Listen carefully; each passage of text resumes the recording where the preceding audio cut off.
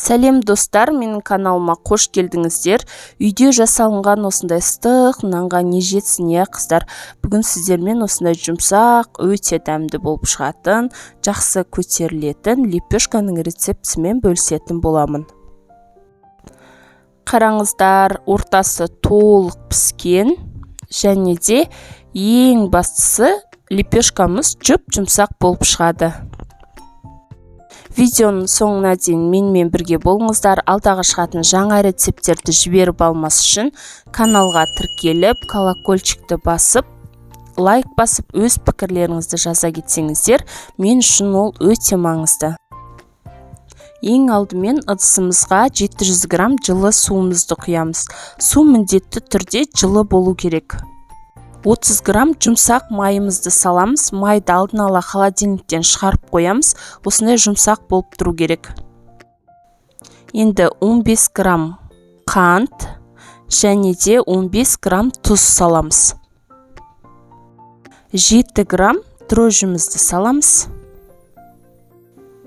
30 грамм сұйық майымызды құямыз. Енді осылардың барлығын жақсылап вилкамен араластырып аламыз.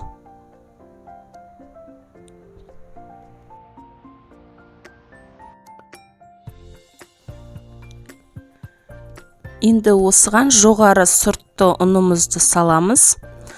Ұн 1 килограммдай кетеді. Қыздар, мөлшермен қарап көресіздер. Менде мына жерде 700 грамм, қазір тағы да 300 граммдай салатын боламын.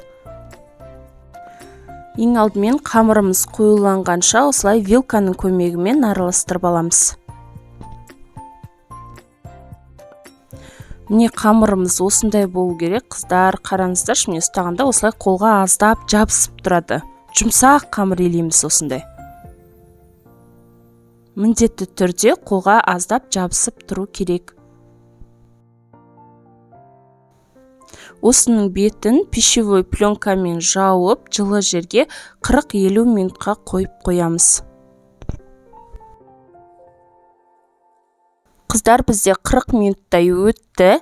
Мынау менің қамырымның екінші рет көтерілгені. Бір рет көтерілген кезде қолымызды майлап алып, қамырды басып қоямыз. Одан кейін екінші көтерілгенін күтеміз. Міндетті түрде ол. Екінші көтерілгеннен кейін осындай қамырды 150 граммнан алып, қолымызбен домалақтап, шарик жасаймыз. Қамырымызды алып, қолымызды майлап аламыз да, бетін тегістеп, топ-домалақ қыламыз. Бетінде гідір-бұдыр болмау керек, қыздар, сонда сіздердің лепешкаларыңыз өте әдемі болып шығады.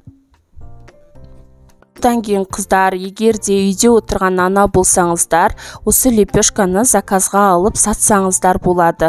Инстаграм сіздерге көмекке келеді. Ондай жағдайда тойханалардан және де магазиндерге апарып қойсаңыздар болады. Тойханаларға апаратын болсаңыздар, лепешканы грамын 100 грамм қыласыздар. Оларға сақтау керек болады. Ал егер де магазинге апарсаңыздар, осы 150 граммен апарып қоя берсеңіздер болады.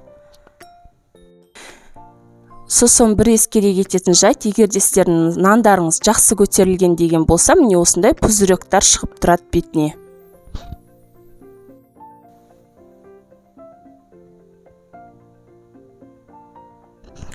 Барлық лепешкамызды осылай жасап алдық. Енді бетін пищевой пленкамен жауып, 15-20 минут біраз көтерілгенін күтеміз.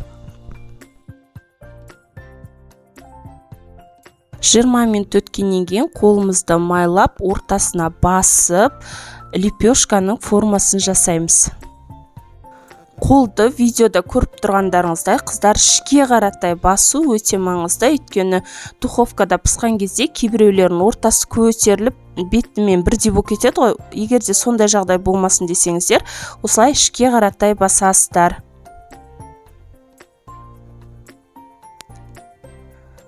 Мен осылай сәндедім, ал сіздер осылай қалтырсаңыздар да болады, барлығы өз еріктеріңізде. Қыздар, бетіне жағу үшін бір жұмыртқаны аламыз, және де көз мөлшерімен бір шанышқы майонез қосамыз. Майонез екеуін жақсылап араластырып аламыз. Осылай араластыра салған болмайды, қыздар. Қараңыздар, осылай қоя салмаймыз. Жақсылап тұрып, сұйық масса болғанша араластырамыз. Не үшін майонез қостық? Себебі майонез қосқан кезде нандарыңыз өте жұмсақ болады, және де ертеңінде де сол жұмсақ қалпын сақтайтын болады. Жалпы духовкадағы пісірген барлық заттарға, нанға, пирожкиге мен осылай майонезбен жұмыртқаны жағамын. Өте жұмсақ болады, сіздерге бір лайфхак болсын. Осындай су сияқты сұйық масса шығу керек. Енді қамырымыздың бетіне осыны толықтай жағып шығамыз. Міне мен толықтай жақтым, дайын. Енді осының бетіне менде күнжіт болмай қалды, мак сеуіп жатырмын. Духовкамызда 200 градуста қызарғанша пісіріп аламыз. Қараңыздар, біздің лепешкеміз дайын. Өте жұмсақ, және де тұзы барлығы жақсы қосылған болып шығады. Міндетті түрде жасап көріңіздер. Сіздерге ұнайтынына 100% гарантия беремін. Өзім сатылымда қолданып жүрген рецепт. Егер де алдағы уақытта жаңа осындай тексерілген 100% шығатын рецепттер күтетін болсаңыздар, каналға тіркеліп, колокольчикті басып кетуді ұмытпаңыздар. Жасаған болсаңыздар, өз пікірлеріңізді жаза кетіңіздер. Бұл мен үшін өте маңызды. Сіздермен болған Динара. Менің каналымда жаңа рецептте кездескенше сау болыңыздар.